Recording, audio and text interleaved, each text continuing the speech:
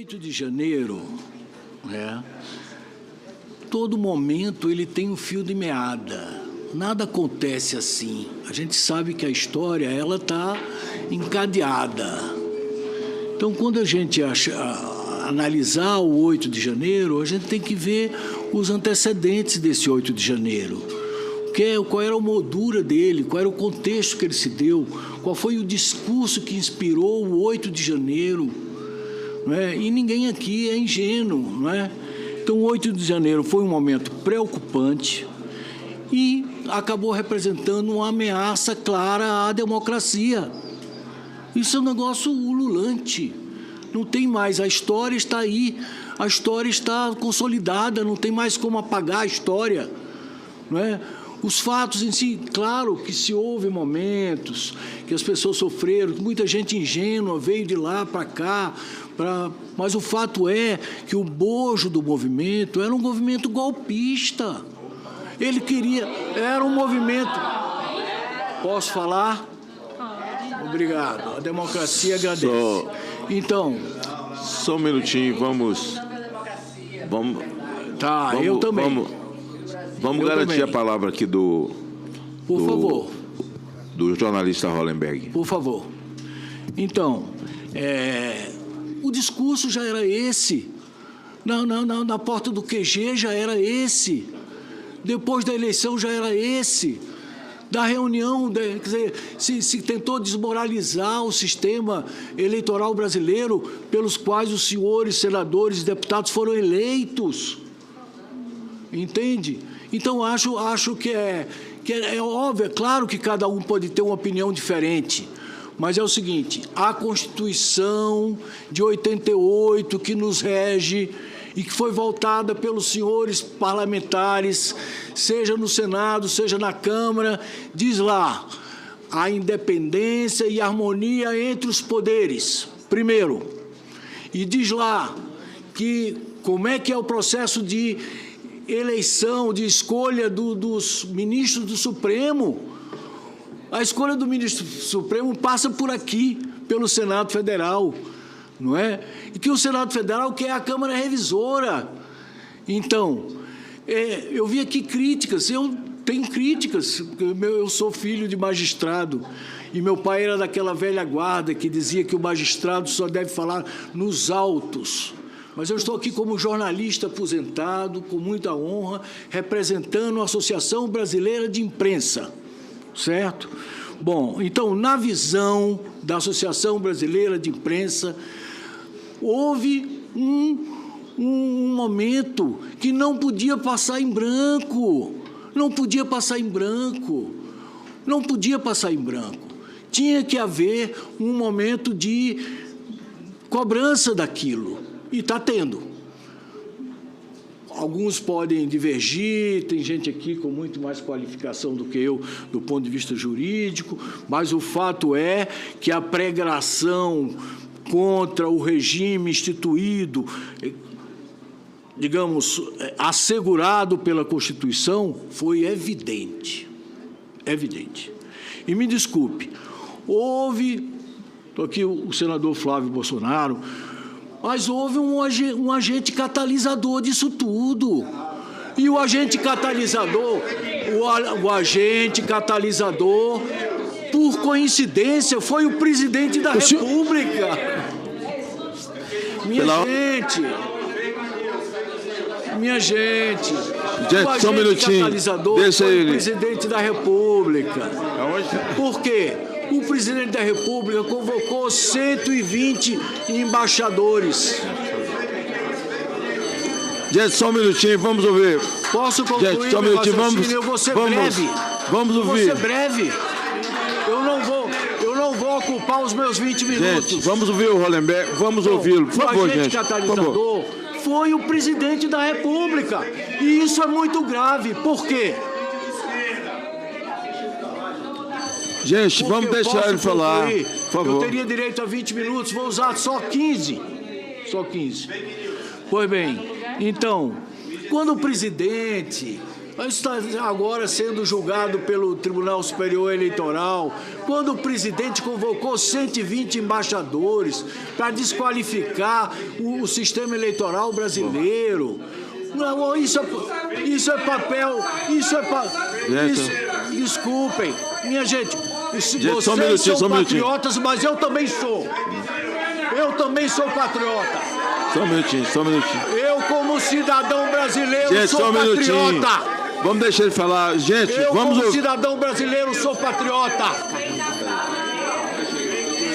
Então, gostaria de continuar falando.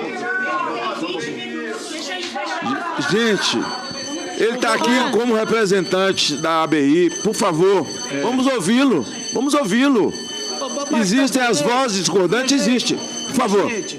Minha gente, continue. Basta ver as redes sociais antes, durante e depois do 8 de janeiro. As coisas sendo insufladas.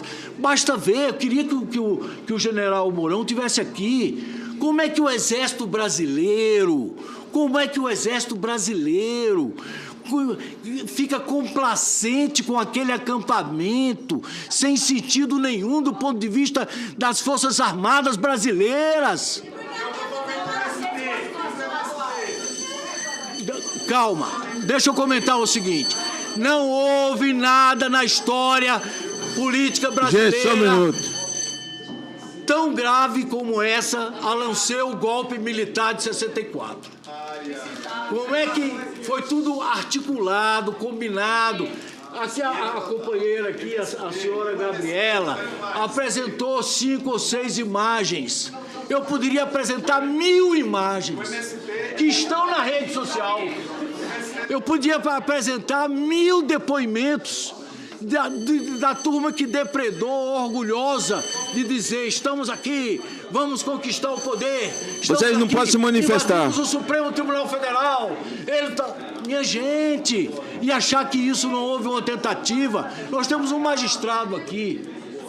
Mas é o seguinte, olha, agora é o seguinte, quem escolheu o Supremo Tribunal Federal, os ministros, foi a partir das regras constantes da Constituição Federal, foi o Senado Federal. Então, essa história de pregar o fim do Supremo, grande parte desses depoimentos que estão constando aí na rede social já pregava isso. Então, eu estou aqui também como cidadão, como jornalista aposentado, como ex-funcionário do Senado Federal, como representante da gloriosa Associação Brasileira de Imprensa, para dizer, minha gente, a democracia, ela tem um alicerce. Um cidadão, um voto. Um cidadão, um voto. E o voto do negro vale o mesmo que o branco, do evangélico vale o mesmo que o católico, e assim por diante. Então, e o que é que nós precisamos na democracia? Liberdade de organização partidária, liberdade de expressão e transparência. Isso aí. A nossa democracia, ela ainda é imperfeita. Por quê? Por que ela é imperfeita? Porque os brasileiros ainda não têm as oportunidades que deveriam ter. Educação de qualidade para todo mundo, saúde de qualidade para todo mundo, porque nós temos essa desigualdade. Estamos aqui discutindo isso quando tem 23, segundo a ONU, 23, segundo outras fontes, 33 milhões de brasileiros passando fome. E aqui nós estamos discutindo, não, é a democracia que tem que ser aprofundada. E quando se fala em democracia, se fala, inclusive, conforme a Constituição Federal de 88, em independência e autonomia dos poderes. Então, o processo está aí. O deputado aqui, gaúcho, que estava aqui, que se colocou como da Polícia Federal, desqualificou a Polícia Federal. É a Polícia Federal que está investigando. É daí que os processos vão sair. Tem gente competente, está dentro da autonomia da Polícia Federal. Então, por que vai se desqualificar a priori o inquérito? Eu lamento muito como é que uma mãe que tinha 2 filhos pequenos, se largou lá sei lá se foi de Porto Alegre e tal, para vir para cá e caiu nessa coisa, nessa engabelada. Acreditar que essas pessoas que marcharam, que vieram, outra coisa. Já está provado. As gravações dos celulares do Mauro Cid e as coisas do Anderson, já está lá. Tem coronel conspirando claramente. E esse coronel que conspirou claramente, que está lá claramente.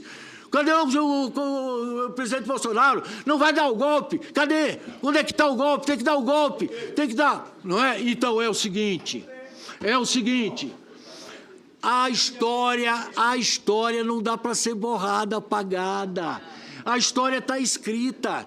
Ela agora é uma questão de tempo para aflorar a verdade. Entende? É verdade. Agora, eu lamento muito esse sofrimento humano, as pessoas lá. Eu lamento muito esse depoimento que foi feito aqui. Lamento muito o fato que aconteceu no 8 de janeiro. Mas é o seguinte, nós temos que ter responsabilidade. É a Constituição brasileira que está em jogo. É o regime democrático que está em jogo. E nós temos que zelar quem é de bem. Quem é de bem? Quem é de bem tem que zelar pela democracia, pelo cumprimento da lei. Não pode sair agora pregando indireta ou diretamente o golpe. Não pode. É isso. Muito obrigado. Desculpe se desafinei ao coro dos contentes, mas acho que era minha obrigação.